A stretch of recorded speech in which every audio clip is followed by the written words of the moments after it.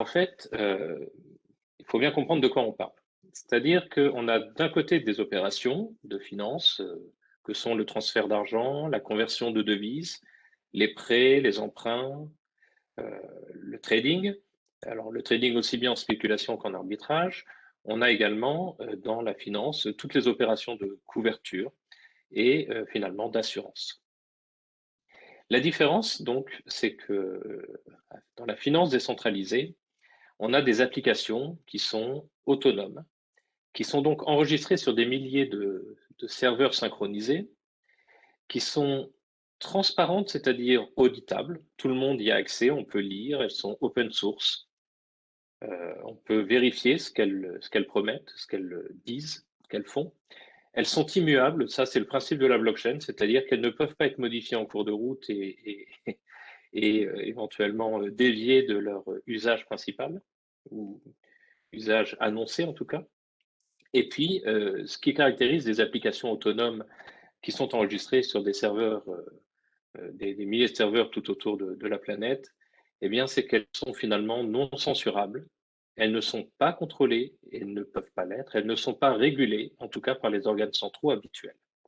Donc, nous sommes sur quelque chose de nouveau, sur une sorte de nouveau paradigme, et nous arrivons à obtenir les mêmes opérations que je vous ai citées avec ce type d'applications qui donc ne sont pas des sociétés, mais sont des applications qui fonctionnent toutes seules sur un réseau décentralisé. Alors, la DeFi, donc la finance décentralisée, finalement offre des services financiers et la caractéristique, c'est que ces services sont sans barrière à l'entrée, c'est-à-dire que tout le monde peut y accéder sans montant minimum. Et avec des coûts réduits. Alors, les coûts réduits, on en reparlera parce qu'aujourd'hui, on a quelques soucis éventuellement de scalabilité sur les blockchains qui augmentent un petit peu les frais de transaction. Mais on en parlera, c'est un problème qui est momentané et qui est en train de se résoudre actuellement. Voilà. Et donc, finalement, on obtient des services financiers que tout le monde peut utiliser sans même forcément avoir besoin de décliner son identité et avec des coûts, comme je le disais, qui sont beaucoup plus courts, beaucoup plus réduits que ceux qu'on a habituellement dans les services financiers. La première application de la blockchain, on la connaît en fait, finalement, et c'est ce pourquoi Bitcoin a été créé, c'est le transfert de valeur sur Internet, c'est-à-dire le transfert d'argent. Donc Bitcoin a été évidemment la première crypto-monnaie, et en fait la première blockchain, Bitcoin en tant que blockchain, pas en tant que monnaie, à permettre ce transfert de valeur sur le réseau qu'est Internet. Évidemment, plein d'autres crypto-monnaies permettent aujourd'hui de transférer de l'argent avec des caractéristiques différentes de celles de Bitcoin, mais qui finalement offrent le même service que Bitcoin, à savoir du transfert de valeur. Puis est apparu en 2014 un autre usage de la blockchain, à savoir le fait de pouvoir réaliser ce qu'on appelle des smart contracts. Donc c'est Ethereum, évidemment, qui a bien connu par tous les usagers des crypto-monnaies. Ethereum permet de faire ces smart contracts. Ces smart contracts sont justement ces applications qui fonctionnent de façon autonome sur un réseau distribué. Et en fait, la blockchain devient finalement une machine virtuelle, une sorte d'ordinateur décentralisé qu'on ne peut éteindre et sur lequel fonctionnent ces applications, ces programmes. Alors, je parle d'Ethereum, il y a évidemment d'autres projets similaires à Ethereum qui permettent de faire des smart contracts. J'en ai indiqué quelques-uns sur ce slide. Je ne vais pas revenir sur chacun d'entre eux, mais on les reverra à la fin de toute façon. Et ce qui est intéressant avec ces smart contracts, c'est que parmi les applications qui peuvent être réalisées, eh bien, on a notamment des applications financières qui vont bien au-delà du simple transfert d'argent. Et notamment, l'une des premières applications que l'on a vu apparaître, c'est finalement la conversion, la possibilité de pouvoir convertir des crypto-monnaies entre elles. Jusqu'à présent, alors, on a en fait aujourd'hui deux deux possibilités pour convertir des crypto-monnaies. C'est soit utiliser ce qu'on appelle un exchange centralisé, comme Binance, Coinbase, Kraken, Huobi, Bitfinex, etc. Ou alors, et c'est l'une des applications de la DeFi, c'est un exchange qu'on qualifie de décentralisé. Et ce qui caractérise un exchange décentralisé, c'est justement le fait qu'il ne soit pas une société, mais qu'il soit une simple application qui fonctionne de façon, comme je le disais, de façon totalement autonome, qui n'est finalement détenue par personne en particulier et contrôlée par personne en particulier, si ce n'est peut-être une communauté, et qui propose des services, alors, à peu près similaires. Pourquoi à peu près similaires? Parce qu'il y a une chose que l'on ne trouve pas sur les plateformes décentralisées, c'est la possibilité de pouvoir convertir de la monnaie fiat, telle que le dollar ou l'euro, contre de la crypto-monnaie. Ça, c'est encore quelque chose qui est, on va dire, réservé aux exchanges centralisés et qui répond notamment à une réglementation, notamment en KYC, c'est-à-dire dans le fait que les personnes qui s'inscrivent sur ces plateformes pour échanger de la monnaie fiduciaire, de la monnaie fiat, euh, soient obligées de décliner leur identité, leur adresse, qui ils sont, etc. Dans les plateformes décentralisées, on ne peut échanger que de la crypto-monnaie. Donc, cette crypto-monnaie, enfin, ces crypto-monnaies, si vous prenez par exemple les Uniswap, dont on parlera tout à l'heure, Uniswap ne permet d'échanger que des tokens ERC20 qui sont des tokens émis sur Ethereum. Curve, qui est une autre plateforme décentralisée, permet, quant à elle, de convertir essentiellement ce qu'on appelle des stablecoins. Vous savez, ce sont ces crypto-monnaies qui sont en fait indexées sur une monnaie fiat telle que notamment le dollar. Il y en a beaucoup sur le dollar, il y en a aussi quelques-unes sur l'euro. Et on a, voilà, on a donc différentes plateformes qui proposent des choses différentes, mais qui permettent toutes, en tout cas, de se connecter directement sans avoir besoin de décliner son identité et de pouvoir échanger des crypto-monnaies euh, entre elles au sein de cette plateforme. Alors, je vous propose d'essayer de comprendre à travers Uniswap un petit peu comment ça fonctionne. Hop. J'étais un peu vite. Voilà. Uniswap permet donc, comme je vous le disais, d'échanger des tokens ERC20 contre d'autres tokens ERC20 ou contre de l'Ether. Le fonctionnement d'Uniswap, alors contrairement aux exchanges habituels, notamment les exchanges centralisés, ne repose pas sur un système d'ordre de bourse.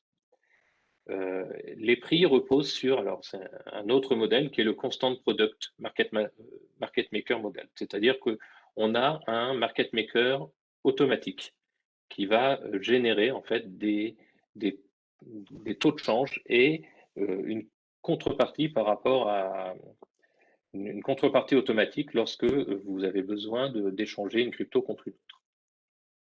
Globalement, n'importe quel ERC20 peut être ajouté sur Uniswap. C'est-à-dire que si vous, demain, en fin de journée, vous décidez de créer un token ERC20, ce qui en soi n'est pas une grande difficulté, vous pouvez ensuite aller sur Uniswap et générer le smart contract qui correspond à cet ERC20 et créer vous-même ce qu'on appelle une pool de liquidité permettant à n'importe qui de pouvoir ensuite acquérir cet ERC20 à travers Uniswap. Donc, cet exchange, potentiellement, vous permet d'échanger tous les tokens ERC20 d'Ethereum que vous souhaitez, y compris ceux que vous créez et qui ne seraient pas particulièrement acceptés sur les autres plateformes. Alors, ce qu'on appelle un pool de liquidité, globalement, c'est pour Uniswap, c'est en fait deux tokens. C'est un pool qui regroupe deux tokens qui sont échangeables entre eux. Et l'objectif du pool de liquidité, c'est d'équilibrer en fait les valeurs réunies de l'un et de l'autre. C'est-à-dire qu'on va par exemple créer un token dollar avec un autre ERC20 et puis on va en valeur en tout cas permettre d'avoir autant de valeur d'un token que de l'autre dans cette pool Et ainsi, l'utilisateur va pouvoir ensuite acquérir l'un de ces tokens en fournissant l'autre, par exemple en fournissant du token dollar pour obtenir le token qu'il souhaite, ou de l'Ether, par exemple, pour obtenir le token qu'il souhaite. Et ce faisant, il va donc modifier les quantités, c'est-à-dire qu'il va rajouter plus d'Ether dans l'un, enfin dans l'une des deux bras de la balance, et forcément prendre le token de l'autre côté. Ça va donc créer un déséquilibre, et ce déséquilibre va ensuite être rééquilibré de façon automatique, soit par des arbitragistes, soit simplement par des apporteurs de liquidités, qui vont alors profiter de ce déséquilibre qui conduit en fait à une modification du taux de change, et donc la possibilité de pouvoir également réaliser un gain. En plus de ce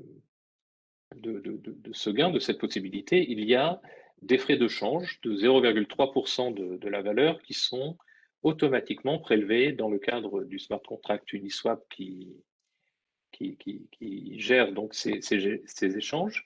Et l'objectif pour les apporteurs de liquidités, eh bien, c'est notamment de pouvoir récupérer ces frais de change. Donc les apporteurs de liquidités, eux, fournissent les deux tokens à un pool d'échange, alors soit existant, soit qu'ils créent eux-mêmes. Hein. Il faut avoir conscience qu'il y a, en tout cas, échangeable, il y a plus de 900, il y en a des milliers, hein, mais il y a plus de 900 aujourd'hui tokens ERC20 qui sont potentiellement échangeables. Et en fait, on va faire des couples à chaque fois, deux par deux, de ces tokens avec d'autres tokens.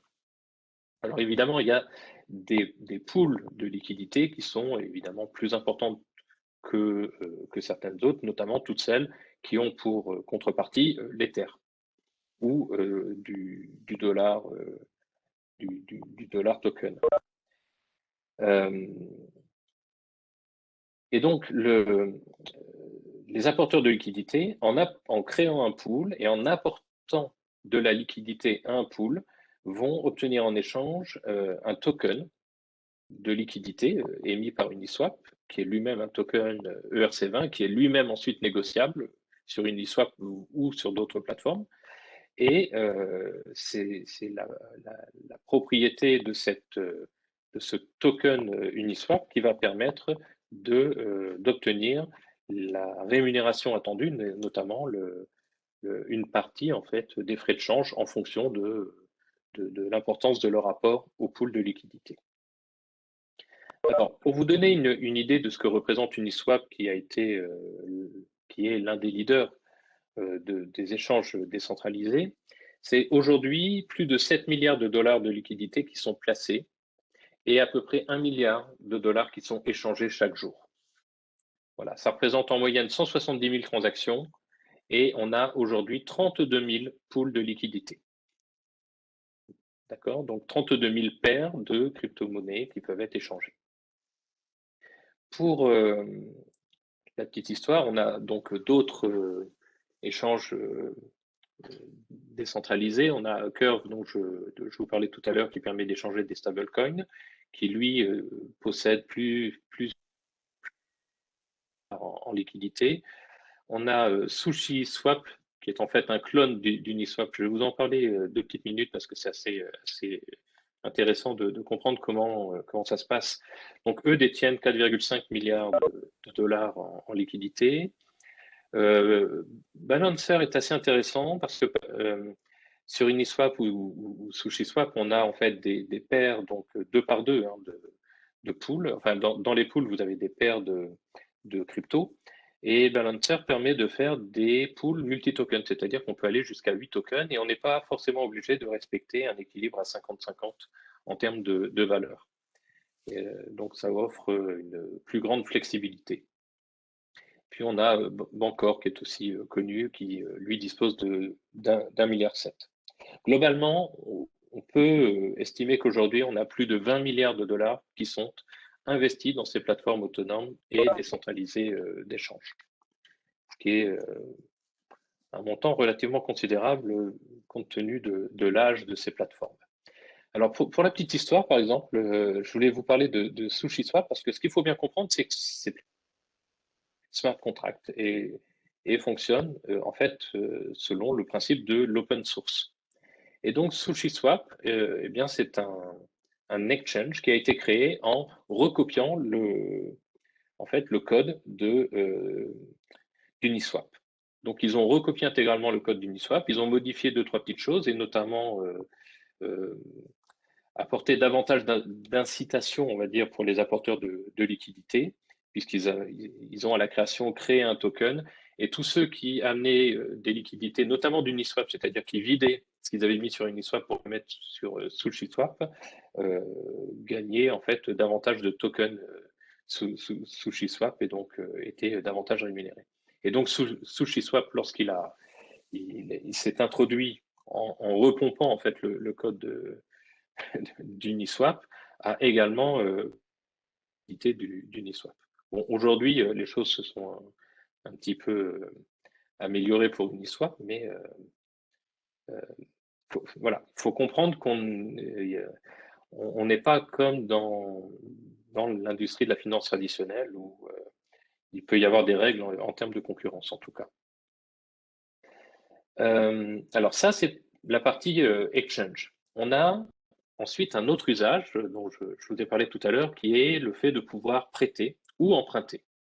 Donc, on a évidemment l'un des leaders dans le domaine. Là, je vous ai mis les deux leaders que sont AAV et Compound. Et Mark Zeller nous parlera un peu plus d'AAV tout à l'heure. L'idée de ces plateformes, c'est de permettre donc à des détenteurs d'actifs de prêter leur crypto-monnaie pour percevoir en fait des intérêts. Et de l'autre côté, on a donc des emprunteurs qui vont emprunter ces crypto-monnaies, mais on est d'accord qu'il n'y a pas de KYC, c'est-à-dire que quand vous vous connectez sur AAV ou sur Compound, vous vous connectez avec un portefeuille dans lequel on ne connaît finalement que votre adresse, pour le coup Ethereum, mais votre identité n'est pas déclarée. Donc, évidemment, ça paraîtrait un petit peu compliqué de prêter à des gens qu'on ne connaît pas et dont on n'a aucun moyen de pouvoir éventuellement en retrouver la trace. Ce qui signifie que les emprunts que l'on fait sur ces plateformes nécessitent évidemment un collatéral, c'est-à-dire une garantie. Et cette garantie, eh bien, en fait, c'est forcément de la crypto-monnaie. Donc, quand vous voulez emprunter, eh bien, vous devez garantir votre emprunt par le fait de bloquer dans le smart contract de la crypto-monnaie. Et avec normalement un niveau de garantie qui est supérieur à la valeur de ce que vous empruntez. Ce qui est aussi de très intéressant dans ces plateformes, c'est que ce ne sont pas, c'est pas une autorité centrale qui va définir les taux d'intérêt, c'est en fait le marché, tout simplement. Donc l'offre et la demande. Pour certains actifs, les taux sont particulièrement élevés. Pour d'autres actifs, les taux sont beaucoup plus faibles. Je vous prends un exemple hier de ce qu'on pouvait trouver sur AAV. Donc, on a en tête, donc là, je vous montre les. Là, vous avez la taille du marché. Là, ce sont les montants qui sont aujourd'hui utilisés, empruntés. Et vous avez ici le taux, hein, le taux d'emprunt et le taux obtenu si vous proposez en fait ces crypto-monnaies ou ces tokens plutôt en, en dépôt. Et vous constatez que là, on est sur des taux annuels. Hein, vous avez des taux qui sont particulièrement élevés, en tout cas un peu plus élevés que ceux qu'on a l'habitude de voir sur nos marchés financiers classiques, surtout actuellement. Et alors, évidemment, vous allez trouver en tête ici des tokens de dollars. Et en fait, l'idée est simple. Hein. Pourquoi qui a besoin d'emprunter du dollar à 28% ou à 23%, ou même à 38% ici? Eh bien, en fait, ce sont des investisseurs qui préfèrent emprunter du dollar à 24 ou enfin à 20 ou 10% pour ensuite pouvoir obtenir en échange d'autres cryptos qu'ils vont pouvoir placer et qui, compte tenu de l'état du marché aujourd'hui, vont leur faire prendre davantage de valeur que les 28% ou les 23% qu'ils sont prêts aujourd'hui à dépenser pour obtenir ces liquidités. Voilà. Si je peux me Donc, permettre d'intervenir sur ce sujet, quand on parle d'emprunt, bien sûr, avec les guillemets et la distance voilà. nécessaire liée à ce type de termes qui sont forcément très régulés, hein, ce sont des mots pour comprendre simplement les choses.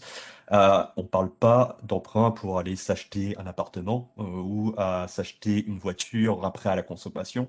Si on devait faire un parallèle un peu périlleux, on parlerait plutôt du service de règlement différé, donc vraiment de l'apport de liquidité. Et ce qu'on va emprunter, c'est de la liquidité pour intervenir sur les marchés. Et dans ce contexte-là, ce type de taux se comprennent. Parce que bah, si vous avez un PEA sur Boursorama ou à compte titre et que vous voulez faire de l'effet de levier, vous n'allez pas avoir des taux qui seront équivalents à l'emprunt sur 30 ans pour acheter un bien immobilier. Donc voilà, juste pour donner un élément de contexte, pour bien comprendre qui emprunte à 24%. C'est ça, exactement. Merci beaucoup, Marc. Euh, bon, de toute façon, on va en reparler tout à l'heure. Je pense que on va se faire plaisir.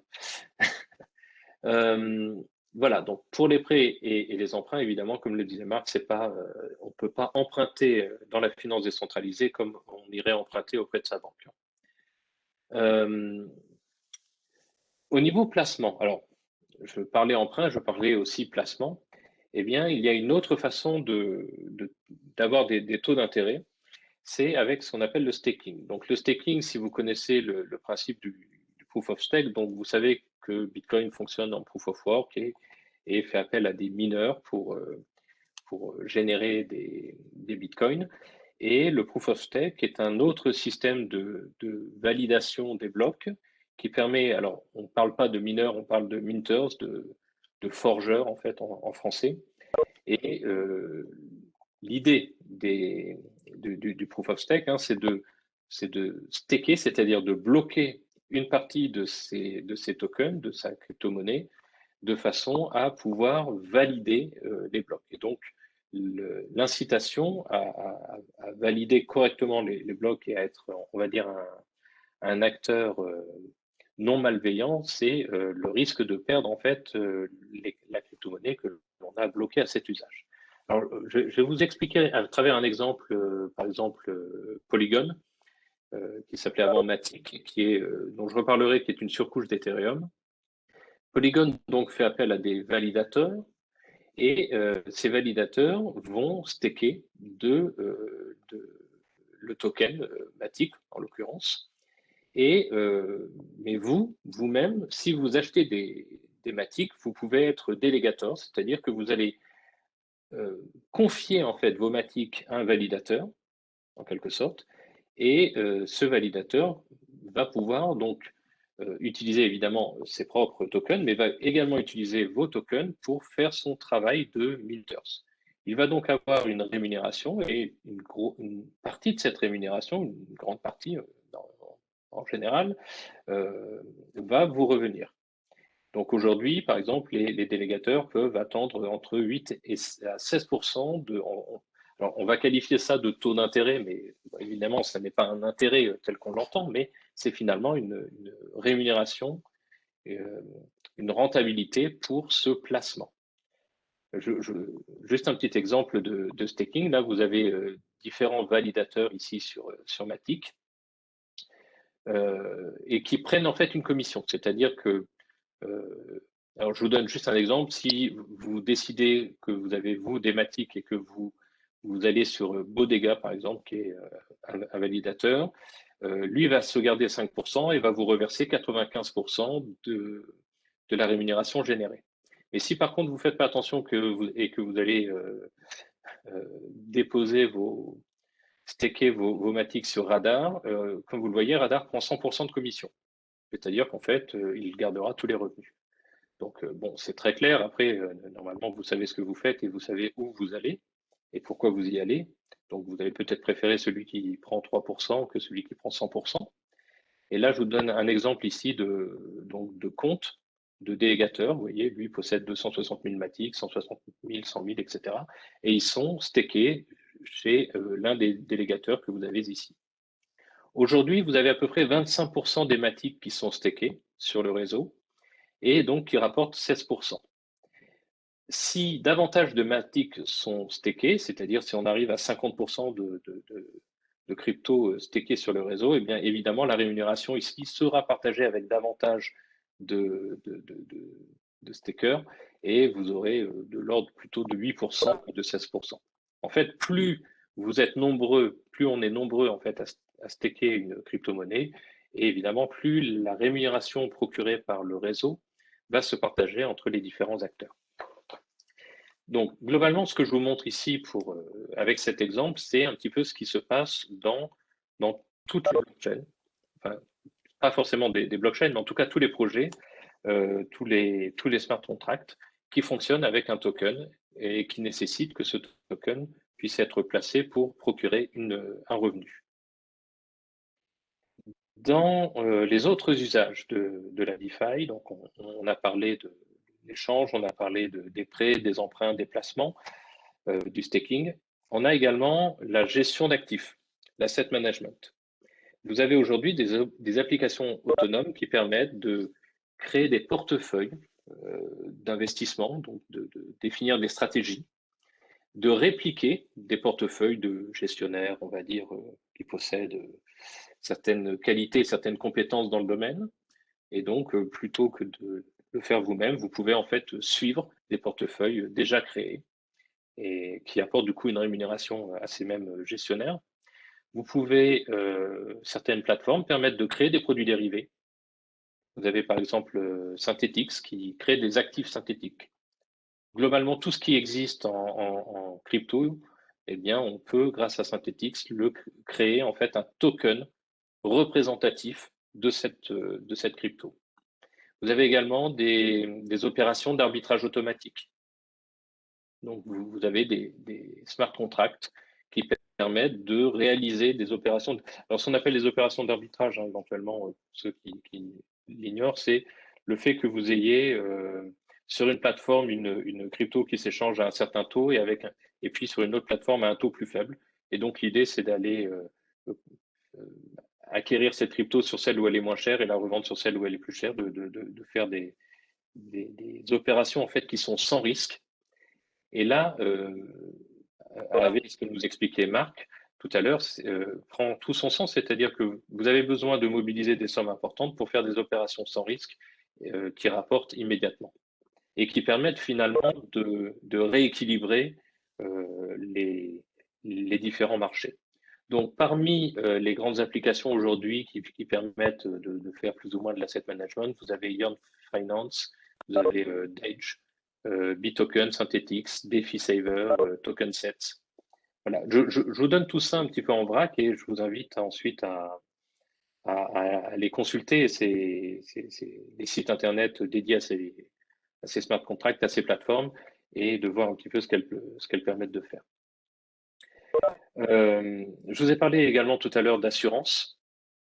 Eh bien, on a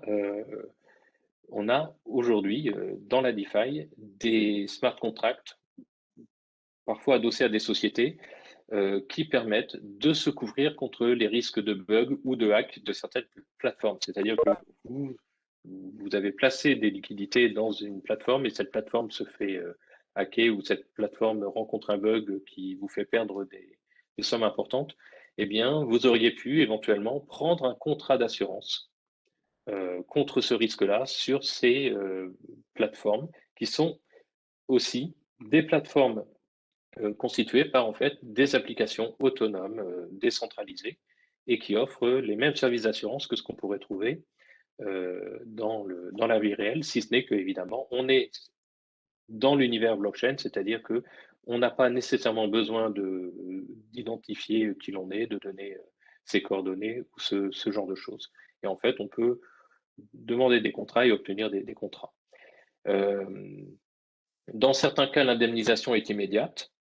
On fait appel à ce qu'on appelle des oracles. Je ne sais pas si vous voyez ce qu'est un oracle dans l'univers blockchain. Un oracle, en fait, c'est une application qui permet de faire le lien avec, on va dire, la réalité. L'exemple type, c'est vous avez, dans le cadre de l'assurance, on avait eu un smart contract comme ça, une assurance qui permet de vous indemniser immédiatement si votre avion ne part pas, par exemple, ne décolle pas. eh bien, il faut que le smart contract puisse avoir connaissance si effectivement le vol a été annulé ou non. Et en fait, ça, c'est l'objectif des oracles. L'objectif des oracles, c'est donc de pouvoir retranscrire ce qui existe dans la vie réelle pour dire au code, en fait, et au smart contract, oui, ce vol a été annulé ou non, ce vol finalement a été maintenu. Et donc, c'est quelque chose qui est absolument indispensable. Et dans certains cas, pour certains contrats d'assurance, ça permet donc, comme je le disais, d'indemniser immédiatement les fonds. Dans d'autres cas, lorsque c'est un petit peu plus complexe, eh bien, dans ce cas, il va falloir faire appel à un système de vote. On avait eu une conférence il y a quelques mois, on avait fait intervenir Cleros. Et en fait, Cleros, c'est un système qui permet de résoudre des problèmes de contentieux. Donc, c'est un système décentralisé d'arbitrage pour résoudre des contentieux, évidemment, sous forme décentralisée, avec des votants qui vont voter pour, on va dire, pour un cas ou pour l'autre. Et là, on va retrouver le même fonctionnement, c'est-à-dire que vous avez des contrats d'assurance où parfois c'est pas blanc ou noir, donc c'est un peu plus complexe. Et donc, on va faire appel finalement à des êtres humains qui vont voter, qui vont avoir une incitation pour voter correctement et que la demande d'indemnisation soit étudiée et soit accordée ou non accordée selon les circonstances. Et donc, ça fonctionne très bien de façon décentralisée. Alors, je vous ai parlé, je vous ai dit tout à l'heure que la finance décentralisée ne coûtait pas grand-chose. En fait, en théorie, elle ne coûte pas grand-chose, sauf si on est en fait sur un problème de saturation. Parce qu'aujourd'hui, enfin aujourd'hui, tout est relatif, mais la finance décentralisée s'est créée grâce au smart contract qui a été porté par Ethereum. Et Ethereum est aujourd'hui saturé par toutes les applications qui sont développées sur le réseau, et donc tous les appels à cette blockchain. Et il est nécessaire, aujourd'hui plus que jamais, de rendre Ethereum scalable. Alors ça, il n'y a pas de souci, Ethereum a prévu d'être scalable, simplement dans la planification de l'évolution, il n'était pas forcément prévu que ce soit fait tout de suite. Donc, alors, ça va être accéléré, j'ai aucun doute sur le sujet. Évidemment, le fait qu'on ait, on va dire, une forme de saturation et donc une explosion des frais de transaction sur Ethereum a conduit, alors, beaucoup de projets concurrents, Tezos, Neo, Algorand, EOS, on aurait pu parler de Stellar également. Et par exemple, on a Binance qui est un échange centralisé, qui avait créé sa Binance Chain, qui était une blockchain Binance, pas très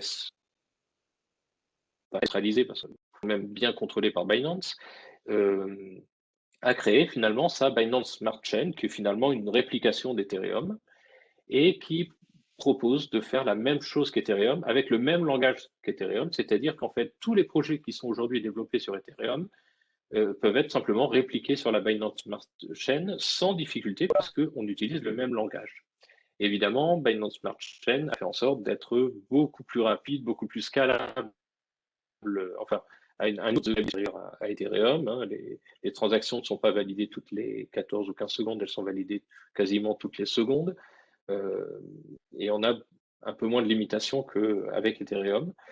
Par contre, l'inconvénient de Binance Smart Chain, c'est que on n'est pas du tout sur le niveau de décentralisation que l'on peut avoir sur Ethereum. C'est-à-dire que Binance Smart Chain reste quand même finalement très dépendante de la société Binance.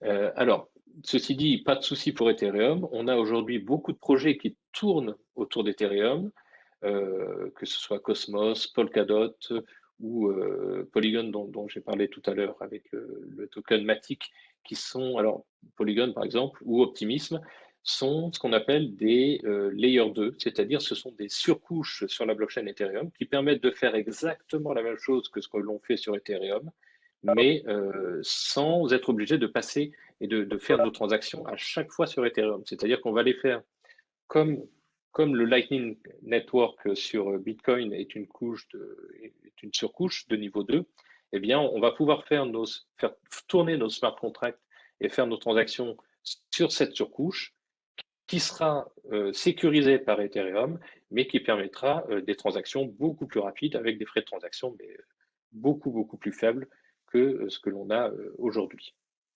Donc, globalement, tout ce que l'on fait aujourd'hui sur la finance décentralisée et tout ce qui est en train d'apparaître, que ce soit au niveau des assurances, au niveau de l'asset management et plein d'autres projets qui sont en cours de développement aujourd'hui, qui rencontrent, on va dire, quelques difficultés liées à ce manque de scalabilité, est aujourd'hui en train d'être résolu. Et Marc, je pense qu'on pourra en parler, mais pour prendre l'exemple d'AAV, AAV, pour pouvoir justement ne pas subir les frais de transaction actuels d'Ethereum, a développé son smart contract sur Polygon.